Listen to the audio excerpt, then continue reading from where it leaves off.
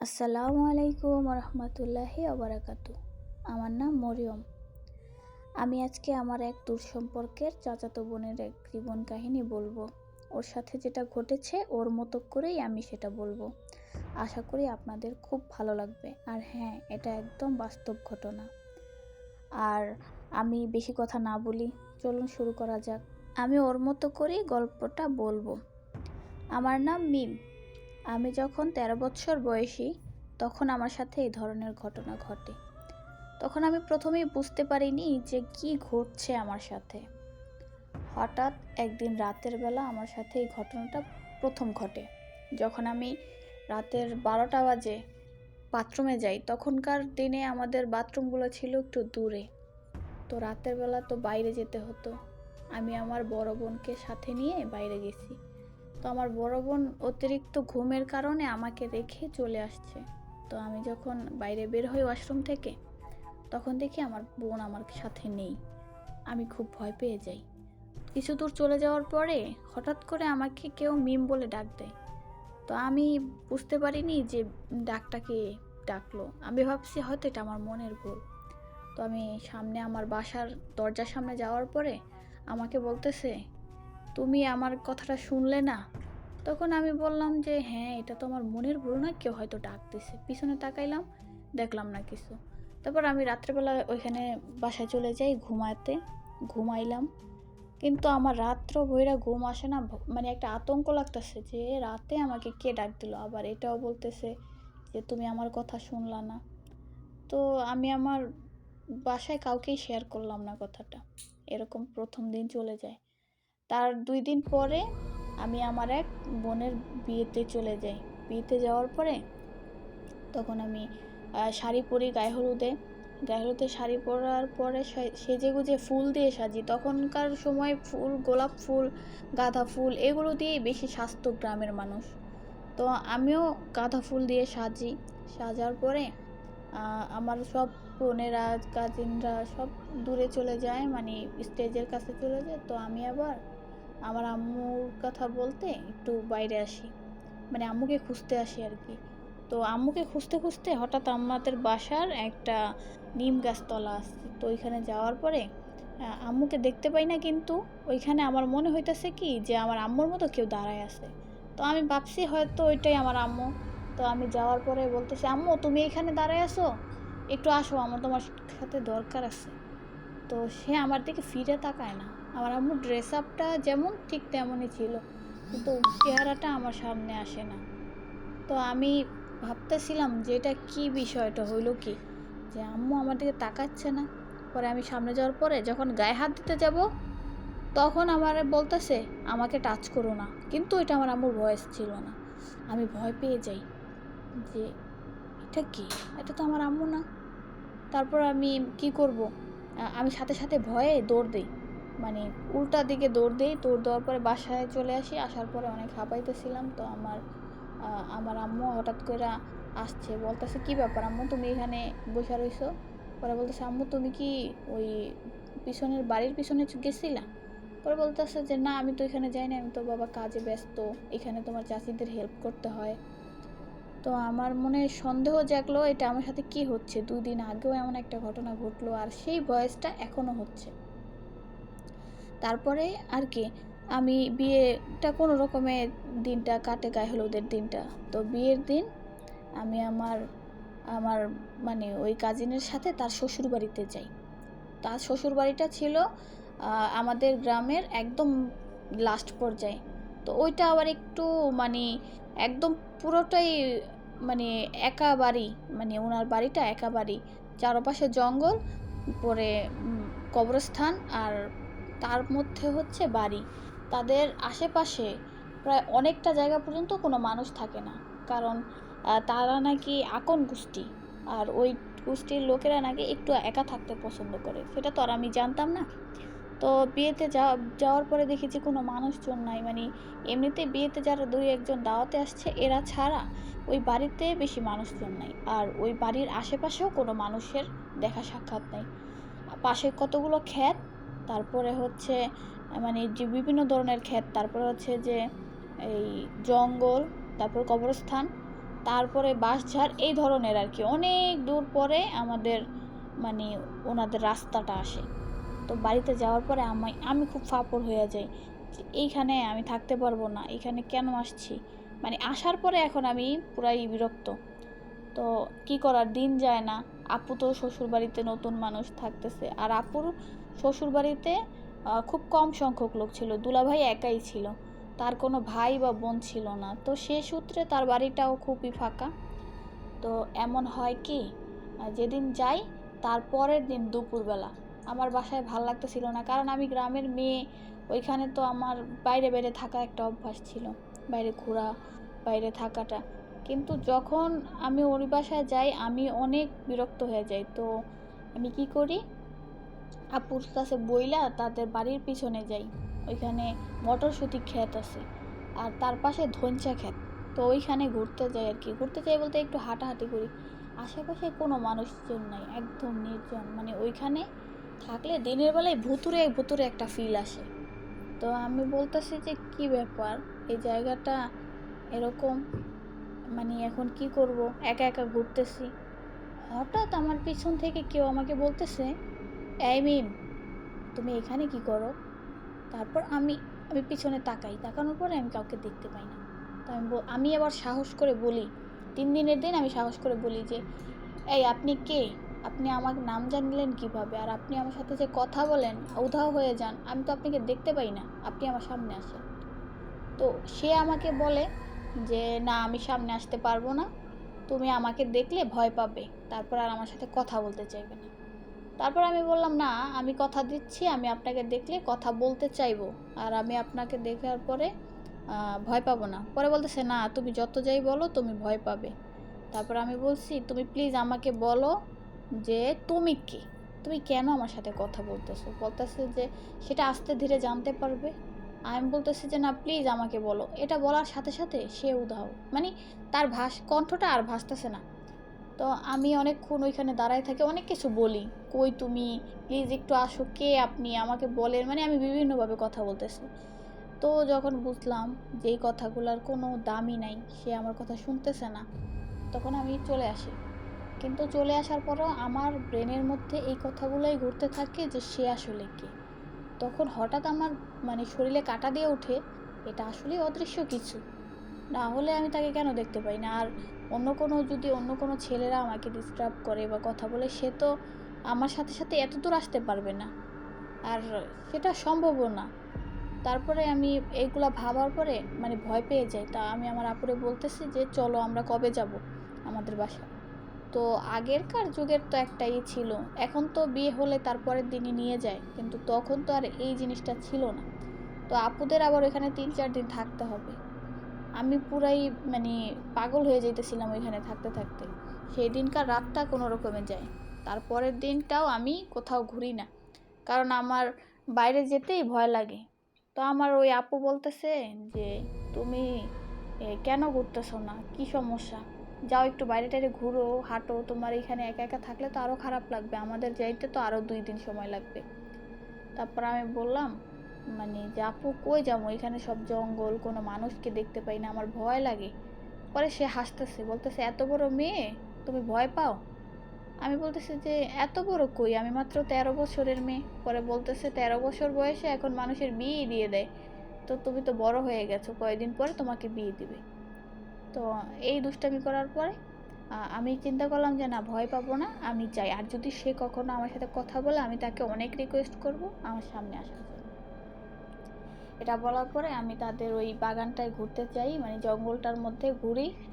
ঘোরার পরে না কোনো প্রবলেম হয় না, কিন্তু সন্ধ্যা হয়ে যায় যখন, আমি মানে তখন আর কি ওই মানে ওনাদের বাসায় আসার জন্য একটা কবরস্থান পড়ে, তো ওই কবরস্থান দিয়ে আসতে যাই। আমি তখন আর কি আসার সময় হঠাৎ করে আমার মনে হইতেছে যে কেউ আমার পিছে পিছে হাঁটতেছে, কারণ ওইখানে জঙ্গলের মধ্যে মানে কবরস্থানের মধ্যে ছিল, শুকনো পাতাগুলো ছিল। কেউ উপর থেকে হাঁটলে একটা কচমচ আওয়াজ হয় না, ঠিক ওই আওয়াজটা হইতেছিল। তো আমি আবার পিছনের দিকে যখন তাকাই তখন আওয়াজটা থেমে যায়, আবার সামনে আসি, আবার আওয়াজটা চলে। তখন আমার সন্দেহ হইলো যে যেই মানুষটা বা যেই জিনিসটা আমার সাথে কথা বলে সেটাই আমার পিছন নিছে। তারপরে আমি কি করি, সাইডে দাঁড়াই থাকার পরে আমি অনেক সাহস কইরা বলি, আপনি কে, প্লিজ আমাকে একটু দেখা দেন। পরে বলতেছে, সহ্য করতে পারবা না তো আমাকে কেন দেখতে চাও? আমি বলতেছি, সহ্য করতে কেন পারবো না, আমি একটা মানুষ, আর আপনাকে দেখলে ভয় পাওয়ার কি আছে? পরে বলতেছে, আমি তো কোনো মানুষ না, তুমি আমাকে দেখলে অবশ্যই ভয় পাবা। তারপরে আমি বলতেছি যে, এখন প্লিজ একটু আসেন না, আমি তো বুঝতেছি না যে আপনি কে বা কেন আমার সাথে এমন করতেছেন, প্লিজ একটু সামনে আসেন। পরে বলতেছে, এখন আমাকে বলো যে তোমার সামনে আসলে তুমি কি আর আমার সাথে কথা বলবে? আমি বলছি, হ্যাঁ অবশ্যই কথা বলবো, আপনি আমার সামনে আসেন। পরে বলতেছে যে, কী রূপ নিয়ে সামনে আসবো? তারপর আমি বলছি যে, আচ্ছা আপনি কি অনেক ধরনের রূপ নিতে পারেন? পরে বলতেছে, হ্যাঁ, আমরা অদৃশ্য জিনিসেরা সব কিছুরই রূপ নিতে পারি, তুমি বলো কোন ধরনের জিনিসের রূপ নিয়ে আসবো। তো অনেক চিন্তা ভাবনা করার পরে আমি বললাম, আপনি একটা পাখির রূপ নিয়ে আসেন, আর সেই পাখিটা আমার সামনে আসেন। পরে পাখির রূপ নিয়ে আমার সামনে আসে, তখন আমি পুরো কেঁপে উঠি যখন একটা পাখি এসে আমার কাঁধে বসে। পরে আমি ভয় পেয়ে যাই, আমারে বলতেছে, তুমি ভয় পেও না, আমি তো তোমার সামনে আমার রূপটা নিয়ে আসি নাই। পরে আমি বলতেছি, ভয় পেয়ে গেছি, কি করব, মানে একটু মানে কি কাঁপা কাঁপা কণ্ঠে আমি কথা বলতেছিলাম। তো বলতেছে, ভয় পাওয়ার কিছু নেই, এখন বলো কি জানতে চাও আমার কাছে। পরে আমি বললাম, আপনি কেন আমার সাথে সাথে থাকেন, আমি বাইরে বের হলে আপনি আমার সাথে সাথে থাকেন, যখন আমার পাশে কেউ থাকে না তখন আপনি কেন আমার আশেপাশে থাকেন, আমার সাথে কথা বলতে চান, একটু প্লিজ বলেন। পরে বলতেছে যে, আমি তো আসলে আপনি তো আসলে তোমাকে পছন্দ করি। আমি তো পুরাই অবাক, কি বললো, পছন্দ করেন? আপনি কে আর আমি কে? আপনি তো বললেন আপনি অদৃশ্য কিছু, আর আমি তো মানুষ, তো আপনি আমাকে কিভাবে পছন্দ করেন? পরে বলতেছে, আমি ভালোবাসি তোমাকে, তোমাকে যখন দেখেছিলাম, তুমি যখন নদীর ধারে খোলা চুলে হাঁটছিলে, সেই সময় তোমাকে দেখে আমার ভালো লাগে, তারপর তোমাকে ফলো করতে থাকি, আর আস্তে আস্তে তোমার প্রতি আমার ভালোবাসা জন্ম নেয়, আর তো আমি তোমাকে ভালোবাসি। এই কথা শোনার পরে আমি পুরাই অবাক, যে কী ব্যাপার, এইসব জিনিসও ভালোবাসে? তো আমি বললাম, এটা কি সম্ভব? এটা তো কখনো সম্ভব না, আপনি এটা কি বলছেন? পরে বলতেছে, সম্ভব কি না সেটা তো আমি জানি না, কিন্তু আমি জানি আমি তোমাকে ভালোবাসি। তারপরে আমি চিন্তা করলাম যে, ঠিক আছে, আমি তার সাথে কথা বলে দেখি, মানে তখনও আমি ওটা বুঝতে পারি নাই যে আমার আসলে তার সাথে আর কথা না বলাটাই ভালো, বা এটা আমার বাসার কাউকে জানানো উচিত, সেটা আমি জানাই নাই। না জানানোর কারণে সেই জিনিসটা আস্তে আস্তে হয় কি, সে আমার সাথে মানে যখনই ইচ্ছা তখনই আসে, কথা বলে, যখন আমি ফ্রি থাকি, একা থাকি, এমন করতে করতে প্রায় অনেক দিন চলে যায়। তো এমন হয় কি, আমারও তার প্রতি একটা মায়া জন্ম নেয়। আস্তে আস্তে সে ওই পাখির রূপটা নিয়ে আমার সাথে দেখা করে, আর ওই মায়াটা আমার এমনভাবে আসে, মানে আমি তাকে না করতে পারি না যে, সে আপনি আর আইসেন না, আপনার সাথে কথা বলতে চাই না, বা এরকম না, মানে তাকে আমি দেখলাম না, বুঝলাম না, তার প্রতি একটা মায়া কাজ করতে থাকে। তারপরে আস্তে আস্তে আমাদের সময়টা যায়। তো একটা সময় হয় কি, আমার বাবা মা এটা বুঝতে পারে যে আমার মধ্যে কোনো সমস্যা আছে, বুঝতে পারার কারণও আছে অবশ্য। যখন আমি একা একা কথা বলতাম, তখন আমি কি করতাম যে, রুমের দরজাটা আটকাই নিতাম, কারণ আমি ভাবতাম যদি কেউ দেখে ফেলে তাহলে হয়তো বা ঝামেলা হবে, মানে আমাকে জিজ্ঞেস করবে আমি কার সাথে কথা বলি, ওদিকে কেউ নাই, তাহলে তারা তো আমাকে কবিরাজ মানে দেখাবে, তখন তো ঝামেলাটা আরও বাড়বে, আমার তার সাথে আর দেখা হবে না। তো একদিন হয় কি, আমি কথা বলতেছি তার সাথে রাতে, মানে অনেক রাতের বেলা, সে আমার সাথে দেখা করে, মানে পাখির রূপেই কথা বলার চেষ্টা করে। তখনই আমার মা আসে, আমাকে দরজা নক করে, বলতেছে, দরজাটা খোলো। আমি দরজাটা খুলি না, মানে ভয়ে দরজাটা খুলতেছি না। পরে আমাকে বলতেছে, মানে অদৃশ্য জিনিসটা আমাকে বলতেছে, তুমি দরজাটা খোলো, কেউ আমাকে দেখতে পাবে না। তো আমি দরজাটা খোলার পরে, তারা কেউ কিছু দেখে না, কিন্তু তারা আমাকে বলতেছে, আমরা প্রতিদিন প্রায় শুনতে পাই তুমি কারোর সাথে কথা বলো, সত্যি করে বলো সেটা কে। তো তারা তো অন্য মাইন্ডে নিয়ে গেছে যে এটা হয়তো অন্য কোনো মানুষ হবে হয়তো। তো আমি তাদেরকে বললাম যে, দেখো আমার রুমের মধ্যে দ্বিতীয় কোনো দরজা নাই, তো এখানে তো মানুষ আসার কথা না। আর ওই তখনকার যুগে তো এরকম অহরহ ফোন ছিল না যে ফোনে কথা বলবে, তখনকার বেশিরভাগই ছিল বাইরে এসেই, মানে রাতের অন্ধকারে দেখা করতো, আর না হয় চিঠি দিত। এই এর থেকে বেটার মানে কিছু ছিল না অপশন। তো তারা চিন্তা করলো যে হ্যাঁ, আমি যে রুমটাতে থাকি সেখানে দ্বিতীয় কোনো দরজা নেই যে আমি বাইরে যাব বা কেউ আমার রুমে ঢুকবে, আর কথা বলার অপশনটাও নাই। তো তারা চিন্তায় পড়ে গেল যে আমি আসলে কার সাথে কথা বলি।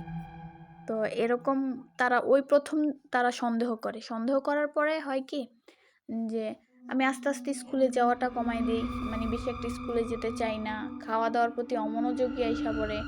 আমি মানে ওদের সাথে এমন একটা বিহেভ করি যে মানে আমার আর কিছুই ভালো লাগে না, এমন একটা বিহেভ আমার সাথে চলে আসে। তো আমি চিন্তা করতে থাকি যে আমি সবসময় চিন্তা করি যে আমার আসলে তার সাথে তার রূপটা দেখা উচিত, আমি যার মায়ায় পড়ছি তাকে দেখতে চাই। আর ওইদিকে আমার ফ্যামিলি আমাকে ফলো করতে থাকে যে আমি আসলে কার মায়ায় পড়ছি বা আমি কার জন্য কথা বলি, কার সাথে কথা বলি, এগুলো নিয়ে তারা সন্দেহ করতে থাকে। তারপরে একদিন আমি রাতের বেলা, তো আমি কথা মানে ওনার সাথে ওই লোকটার সাথে আর কি, যে অদৃশ্য সে, তার সাথে কথা বলতে থাকি।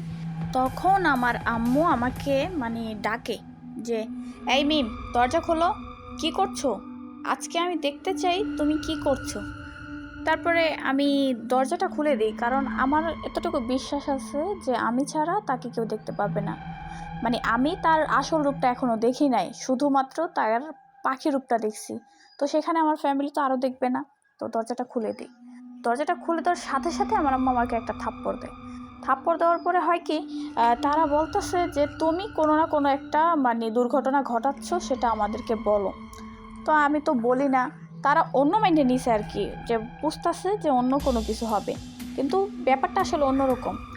তা আমাকে মানে অনেক মায়ের তোর করা হয়। তো মায়ের খাওয়ার পরে আমি স্বীকার করি যে আম্মু, তোমরা যেটা ভাবছো আসলে ওইটা না, এটা একটা অদৃশ্য জিন যে আমার সাথে কথা বলে এবং আমাকে অনেক ভালোবাসে। তো আমি তার সাথে বন্ধুত্বের মতো থাকি।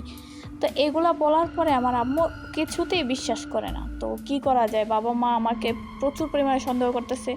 ওই 13 বছর বয়সে আমাকে বিয়ে দিবে, মানে তারা চাইতেছে যে আমি হয়তো অন্য কারোর সাথে কথা বলি বা সম্পর্কে আছি, তো আমাকে বিয়ে দিয়ে দিবে। তো হয় কি, আমি কান্নাকাটি করি, রুমে যাই, ঘুমাই না, কান্নাকাটি করি। তারপরে ওই অদৃশ্যটা আমার কাছে আসে। আসার পরে বলতেছে তুমি কান্না করতেছো কেন। পরে আমি বললাম যে এমন এমন। পরে বলতেছে তো তুমি কি করতে চাও এখন, তুমি যদি আমাকে মত দাও তাইলে আমি তোমাকে নিয়ে চলে যাব আমার দেশে, আমি যেখানে থাকি সেখানে নিয়ে যাব। তো আমি তো অবাক, আমি তার সাথে কোথায় যাব, আর এটা তো সম্ভব না। আমার বাবা মা মানে আমার দেশ ছেড়ে আমি কই যাব। তারপর সে আমাকে মানে ফোর্স করতেছে যে তুমি যদি এখন আমাকে ভালো নাও বাসো, তবুও আমি তোমাকে ভালোবাসি। তারপর আমি বলছি আমি তো আপনাকে কখনো বলি নাই আমি তো আপনাকে ভালোবাসি, আমি তো আপনার সাথে ফ্রেন্ডলি থাকছি, কারণ আমি একা একা থাকি বিদায় আপনার সাথে কথা বলতাম। কিন্তু এটা না যে আমি আপনার কাছে গেছি, আপনি আমার কাছে আসছেন, আপনি আমার সাথে কথা বলতে চাইছেন, তো আমি আপনার সাথে কথা বলতাম। বলতেছে আমি এত কথা শুনতে চাই না, অনেক রাগী মুডে বলতেছিল। তো আমি তো ভয় পাইছি, এখন আমি কোন বিপদে পড়ছি, কি করব।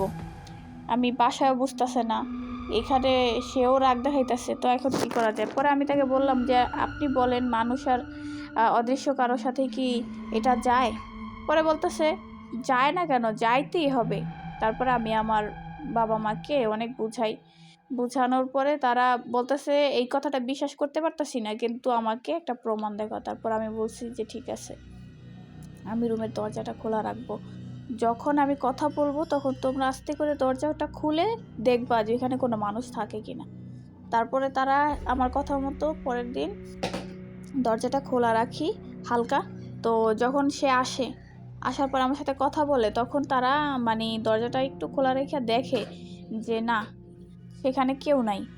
তো তারপরে তারা বিশ্বাস করার পরে আমি তাদেরকে কান্নাকাটি করে বলি যে আব্বু, আমি তো ইচ্ছা করে আসলে এরকম কিছু না, তো আমার সাথে কথা বলতো, আমি ভাবছি যে অদৃশ্য, সেটা তো আর হয় না, প্রেম ভালোবাসা এটা তো মানুষের সাথে মানুষের হয়, কিন্তু এটা যে এতটাও গাঢ় হবে সেটা বুঝি নাই। হ্যাঁ, এখানে দোষটা আমার ছিল, আমি যদি তখনই আমার বাবা মাকে জানাইতাম বা কোনো একটা অ্যাকশন নিতাম, তাহলে আমার সাথে এতটা ভয়ঙ্কর কিছু হইতো না। কিন্তু তারপর হয় কি, আমার বাবা মা একজন হুজুরের কাছে যায়। তো উনি আসার পরে বাসাটা বন্ধক দেয়, কিন্তু এমন হয় যে বন্ধকটা কাজে লাগে না। সে অনেক রাগা যায়, আইসা আমারে বলতেছে, আমি যদি তোরে না পাই তোরে মাইরা ফেলবো একদম। তুই কি করতেছস, এখন হুজুরের কাছে যাইতেছস? এতদিন আমার সাথে কথা বলছস, আমারে বন্ধুত্বের ইয়াতে রাইখা, ভালোবাসার মধ্যে রাইখা এখন তুই এরকম করতেছস, তোকে আমি মাইরা ফেলবো। আমি তো তখন অনেক ভয় পাই, যায় হায় এটা কি হইল, কোনো বন্ধকে কাজ হইতেছে না। তারপরে সেই হুজুরের কাছে আবার যাওয়া হয়। তো হুজুরে আসে, আইসা ভার বসায়।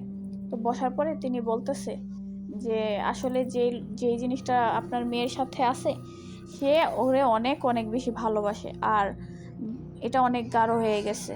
এখন এটা থেকে মুক্তি পাইতে হইলে হয়তো অন্য কোথাও যেতে হবে, এটা আমাদের পক্ষে সম্ভব না। তো আমার আব্বু আম্মু এটা শুই না অনেক ভয় পায়, কি করব, এত বড় হুজুর, সে বলতেছে সম্ভব না। তারপরে এরকম শোনার পরে আমাদের গ্রামের বাইরে, মানে চিটাগংয়ের দিকে একটা হুজুর ছিল, সে অনেক পাওয়ারফুলি, মানে এইসব বিষয়ে তার অনেক ধ্যান ধারণা আছে। তো তাকে অনেক কষ্ট কইরা খুঁজে বের করে ওনার যাওয়া হয়, অত দূরে আমাদের গ্রাম থেকে যাওয়া হয়। যাওয়ার পরে ওনাকে সব কিছু খুইলা বলে, তো উনি বলতেছে যে দেখেন, আপনারা যেটার কথা বলতেছেন সেটা খুব পাওয়ারফুলি, তারা মানুষকে ভালোবাসে, আর যাকে ভালোবাসে, আমাদের মানুষের মধ্যে হয় না যে একজনকে না পাইলে হয়তো মইরা যায়, না হয় মাইরা ফেলে, বা মানে অনেক পাগলামি করে, কিন্তু এইগুলোর মধ্যে হয় কি তার থেকেও কঠিন। তোমাকে যদি না পায় তাহলে তোমাকে মেরে ফেলবে, এমনকি তোমার ফ্যামিলি সহকারে এই জিনিসটা ঝামেলা পোহাবে। এই কথা শোনার পরে আব্বু আম্মু অনেক ভয় পেয়ে যায়। তারপর বলতেছে, রিকোয়েস্ট করতেছে যে প্লিজ হুজুর কিছু একটা করেন, এমন একটা কিছু করেন যে আমার মেয়েটাও বেঁচে যায়, আমার পরিবারটাও বেঁচে যায়। পরে বলতেছে যে আপনার মেয়ের দোষ ছিল, আপনার মেয়ে কেন এই ঝামেলার মধ্যে গেল, আপনার মেয়ে কেন তখনই আপনাদেরকে জানাইলো না, অল্পতেই দূরে সরা যাওয়াইতো, সে এই জিনিসটাকে প্রশ্রয় দিছে। তো এই কথা বলার পরে ওই ওই হুজুরে কি করলো, যে পানি পড়া দিচ্ছে, তেল পড়া দিচ্ছে, তারপরে বলতেছে যে আপনার বাসায় মানে 4টা তাবিজ দিছে, যে বাসার 4 কোণায় 4টা তাবিজ গেড়ে রাখবেন, এখানে আসতে পারবে না, যদি তারপরেও ঝামেলা হয় তাহলে আমাকে জানাবেন। তারপরে বাসায় আসে আব্বু আম্মু, আসার পরে যা যা বলে তাই করে, আর পানি পড়া তেল পড়া খাওয়ায়। কিন্তু হয় কি, ওই জিনিসটা আমার বাসার তো ঠিক আছে, আমি বাসার বাইরে যদি কোথাও যাই তখনই ঝামেলাটা বাড়ে, অনেক বাড়ে। আর দূর থেকে না আমাকে ডাকে, মানে বাসার বাইরে থেকে ডাকে, ওইটা আমি শুনতে পাই, অনেক করুণ স্বরে ডাকে যে আমার সাথে এমন করো না, আমি তোমাকে অনেক ভালোবাসি, আমার মতো তোমাকে কেউ ভালোবাসবে না, আমি তোমাকে সেই অনেক কথা বলে। তো মানে এমনভাবে কথা বলে যেটা মায়া লাগে আরও বেশি, এতটা মায়া লাগে মনে হয় যে সব কিছু ফালাই দিয়ে চলে যাই। কিন্তু তখন আবার এটাও চিন্তা করি, আমি তো মানব জাতি, আমি কিভাবে এটা সম্ভব, এটা তো সম্ভব না। তারপরে এরকম অনেক দিন যাওয়ার পরে দেখি যে না, প্রতিদিন রাতে এই কাহিনীগুলা হইতেছে, কথা হইতেছে। একদিন অনেক রাগ করে বলতেছে, তুই যদি আমার সাথে না আসোস আমিও বাঁচবো না, তোকেও বাঁচতে দিব না, কারণ আমি জানি আমি যদি তোর সাথে বাড়াবাড়ি কিছু করতে যাই আমার জীবনের একটা মানে বিপদ আছে। তাতে কি হয়েছে, আমি তোকে মাইরা তারপরে মরবো, তারপরও আমি তোকে চাই। তারপরে কি হইলো, এই কথাগুলো আবার ওই হুজুরকে জানানো হইলো। হুজুরে বলতেছে কি যে এটা অনেক বেশি গাঢ় হয়ে গেছে, তো এখন কি করা যায়, আপনারা একটা কাজ করেন, আপনার মেয়েকে একটু বাসা চেঞ্জ করে অন্য কোথাও নিয়ে যান, অন্য কোথাও রাখেন, দেখেন ওইখানে এই ঝামেলাটা হয় কিনা। তো ওই এলাকা ছাইরা আমার ফুপুর বাসায় আসা হয়। আমার ফুপুর বাসায় আসার পরে তো ওইখানে থাকি। থাকার পরে কি হয়, 2 দিন পরে ওই বাসার মধ্যে আরও বেশি ঝামেলা হয়, মানে ওইটা সরাসরি আমার কাছে আসে। তো পাখি হিসেবে না, একদম অদৃশ্যভাবে আয়শা কথা বলতেছে। তো আমি বলতেছি, এইখানেও আয়শা পড়ছেন, এখন আপনি কেন এমন করতেছেন? বলতেছে, জানোই তো আমি তোমাকে চাই, আমি তোমাকে ভালোবাসি, আমি তোমাকে বিয়ে করতে চাই, তুমি আমার সাথে আমার আমার দেশে চলো। তারপরে এই কথা বলার পরে আমি বলতেছে যে কিভাবে সম্ভব, এটা এটা তো সম্ভব না, মানে অনেক কথা বলে। বলার পরে অনেক রাগ করে বলতেছে, আমি এখন তোকে জোর করে নিয়ে যাব, তুই কী করবি? তো অনেক কান্নাকাটি করতে থাকে, কান্নাকাটি করতে থাকে। তো এর মধ্যে হয় কি, হুজুরের কাছে কল দেওয়ার পরে হুজুরে রুকাইয়া পইরা ফোনের মধ্যে করতে থাকে, ঝাড়তে থাকে। তো এর মধ্যে কিছুক্ষণের জন্য ঝামেলাটা মানে ঠান্ডা হয়। ঠান্ডা হওয়ার পরে মেয়েটা ভাবতেছে যে এই ভুলটা যেহেতু সে করছে, তার উচিত এইখান থেকে মুক্তি পাওয়ার জন্য কিছু করা। তো সে কী করে, মানে বিভিন্ন রকমের চিন্তা ভাবনা করার পরে ওই লোকটাকে, যখন অদৃশ্য জিনিসটা আবার আসে কথা বলে, তখন ঠান্ডা মাথায় কথা বলে, সবাইকে বের করে দিয়ে ঘরটার মধ্যে ওই মেয়েটা থাকার পরে বলতেছে, আজকে আমি আপনার আসল চেহারাটা দেখতে চাই। পরে বলতেছে, তুমি আমার চেহারা দেখলে ভয় পাবে। পরে বলতেছে যে তাহলে এমন কোনো চেহারায় আসেন যেটা সবসময় আপনি থাকতে পারবেন, আর আমি ওই চেহারাটাই দেখতে চাই। পরে বলতেছে, আমি মানুষের রূপ ধারণ করতে পারি, তুমি কি চাও আমি মানুষের রূপ ধারণ করে আসি? পরে বলতেছে, হ্যাঁ, আপনি একটা মানুষের রূপ ধারণ করে আসেন, কারণ আপনি যেহেতু বলতেছেন আপনার রূপ দেখলে আমি ভয় পাবো, তাহলে এটাই করেন। তারপরে কি হয় যে সে মানুষের রূপ ধারণ করে একটা ছেলের আকৃতিতে আসে, ছেলেটা মানে অনেক সুন্দর একটা ছেলের রূপতে আসে। তো দেখার পরে আমি বলতেছি যে এখন বলেন আপনি কেন এমন করতেছেন, দেখেন আমি তো মানব জাতি, আমার পক্ষে আপনার এই অদৃশ্য জিনিসের সাথে যায় না, আমি কিভাবে সংসার করব? পরে বলতেছে, এরকম অহরহ অনেক আছে যারা সংসার করে, তাদের বাচ্চা কাচ্চাও হয়। পরে বলতেছে, তো এখন আপনি বলেন আমি কি করতে পারি? পরে বলতেছে যে তুমি আমাকে যদি এত দূর পর্যন্ত না আগায় আনতা, তাহলে হয়তো খুব সহজে আমি তোমার কাছ থেকে দূরে যেতাম, কিন্তু তুমি জানো না আমরা কি, আমরা যাকে ভালোবাসি, যাকে একবার মন থেকে ভালোবেসে ফেলি, তাকে আমি কখনোই ছাড়ি না আমরা। তারপর বলতেছে, এখন তাহলে কি করবেন? পরে বলতেছে যে আমি তোমাকে বিয়ে করতে চাই। পরে মেয়েটা বলছে, আমাকে 2টা দিন সময় দেন, আমি চিন্তা করতে চাই, ভাবতে চাই। তো 2টা দিন সময় দেওয়ায় মানে ওই অদৃশ্য জিনিসটা চলে যাওয়ার পরে ওই মেয়েটা তার বাবা মায়ের সাথে কথা বলতেছে যে মা, বাবা, এটা থেকে দূরে করা আমার জন্য অনেক দুষ্কর হয়ে যাবে, এমনও হইতে পারে আমার জীবন রিস্ক হয়ে যেতে পারে, আমি নাও বাঁচতে পারি, তখন কি করবা? আমাকে তোমরা চাও না। পরে এগুলো অনেক কথা বোঝায়। পরে ওর বাবা মা বলে, তুমি কি চাইতেছো সেটা বলো। পরে বলতেছে, দেখো আমি চাইতেছি, ঠিক আছে, সে আমাকে ভালোবাসে, আমি তাহলে তাকে ভালোবাসতে চাই, আমি তার সাথেই থাকতে চাই, আর এর পরিবর্তে কি হয় সেটা তোমরা শুধু দেখো। তার বাবা মা রাজি হয় না। তার বাবা মা বলে যে না, এটা কখনো সম্ভব না, তুমি আমার একটা মেয়ে, তোমাকে আমরা হারাইতে চাই না। মানে একটা মেয়ে না, 2টাই মেয়ে, কিন্তু তারা যতই মেয়ে হোক, যে কয়টাই মেয়ে হোক, কেউ তো চায় না তার সন্তানকে এভাবে হারাইতে, আর কখনো দেখতে পাবে না এরকম কিছু। তো মেয়ে বলতেছে, ঠিক আছে, এই বিষয়টা নিয়ে আমি কথা বলি। তো এই কথাটা ওই 2 দিন পরে ওই অদৃশ্য জিনিসটা আবার আসার পরে আপু বলতেছে যে তুমি এমন একটা কথা বলবা যে কথাটা মানে আমরাও তোমাকে পাবো আর সেও তোমাকে পাবে। তো এই কথাটা আমি মাথায় ভালোভাবে গেঁথে নেওয়ার পরে আমি সামনে যাওয়ার পরে ওনাকে বলতেছি, আমি আপনাকে বিয়ে করতে রাজি আছি, কিন্তু আপনার আমার শর্ত মানতে হবে। পরে বলতেছে, বলো তোমার কি শর্ত, আমি শুনতে চাই আগে। পরে বলতেছে, আমি যেখানে আছি, আমি আমার বাবা মায়ের সাথে সবসময় থাকবো, কিন্তু আপনি আমাকে বিয়ে করেন, আপনি যেখানেই থাকেন, মানে আমি এখানে থাকবো, আমি আপনার সাথে কোথাও যাব না। পরে বলতেছে, এটা কীভাবে সম্ভব? হ্যাঁ, এটা কি সম্ভব? পরে বলতেছে, এটাই সম্ভব হতে হবে, না হইলে আমি আপনার সাথে থাকা সম্ভব না। তারপর সে মাইনা নিছে, বলতেছে, ঠিক আছে, আমি একসাথেই থাকবো, তোমার কখনো তুমি বিয়ে করতে পারবা না, কারণ আমি অদৃশ্য যাই হই, আমি তোমার কাছে থাকবো, আসবো, যাব, কিন্তু তুমি আর কখনো বিয়ে করতে পারবা না, আর সেটা হইতেও দিব না আমি। তোমার আজীবন কুমারী, মানে আজীবন তোমার অবিবাহিত থাকতে হবে, আর বিয়েটা আমার আর তোমার মধ্যেই হবে, কিন্তু সেটা মানে আমাদের দেশের এক হুজুরকে দিয়ে। পরে বলতেছে, ঠিক আছে, রাজি। তারপরে তার ওই লোক মানে অদৃশ্য জিনিসটা নিয়ে আসে, তার সাথে কতজন, মানে ওই মেয়েটা দেখতে পায় না সবাইকে, কিন্তু আওয়াজ শুনতে পাইতেছিল, আর এই আওয়াজগুলো অন্য কেউ শুনতে পায় না। বাসার সবাইকে বের করে দেওয়া হয়েছে, শুধু ওই মেয়েটা ছিল। তারপরে বিয়ে হয়, ওনাদের বিয়ে দিয়ে দেওয়ার পরে ওইখানেই থাকতে থাকে। তো আমার ওই আপুটা নাই, বেঁচে নাই, তার বয়স অনেক ছিল, মানে আমাদের ফ্যামিলিতে সব থেকে মানে আমাদের মানে বাইরের যে আত্মীয়, সে দূর সম্পর্কে ছিল, তো সে অনেক বয়স্ক ছিল।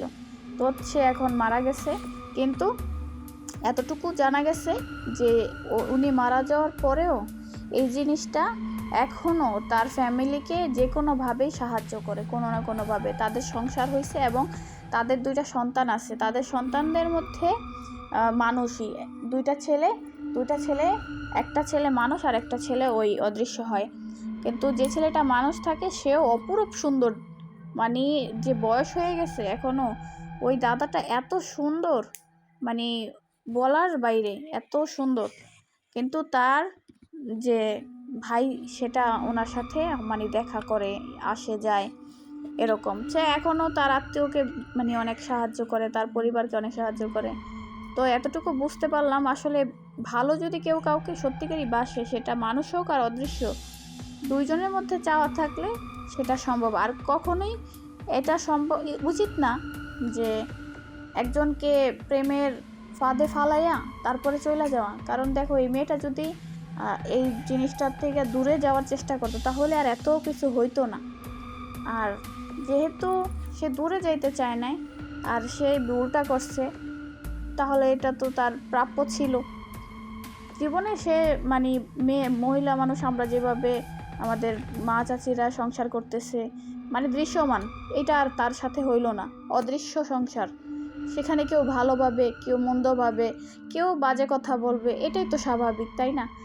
আর এখনকার সময়ে এগুলো তো মানুষ একদমই বিশ্বাস করবে না, কারণ এগুলা অনেকেই অদৃশ্য জিনিস বিশ্বাস করে না। তবে এটা মানতে হবে যে এই অদৃশ্য জিনিসগুলা বাস্তব, এগুলা হয় মানুষের সাথে, মানে শতাংশের মধ্যে 3জনের মধ্যেও হইলেও হয় এরকম একটা জিনিস। তো আমাদের দেশেও এরকম অনেক জায়গায় অনেকের সাথে এরকম ঘটনা ঘটে। কেউ আছে এমন, তাদেরকে নিয়ে চলে যায় আর ফিরে আসে না। তো আমার এক আন্টি, যাদের আমাদের বাসায় ভাড়া থাকতো, ওই আন্টির ফুফাতো মানে ভাই লাগে, তো ওই ছেলেটাকে নিয়ে গেছিলো। তো ওই গল্পটাও আমি একদিন শোনাবো। আজকে এই পর্যন্তই।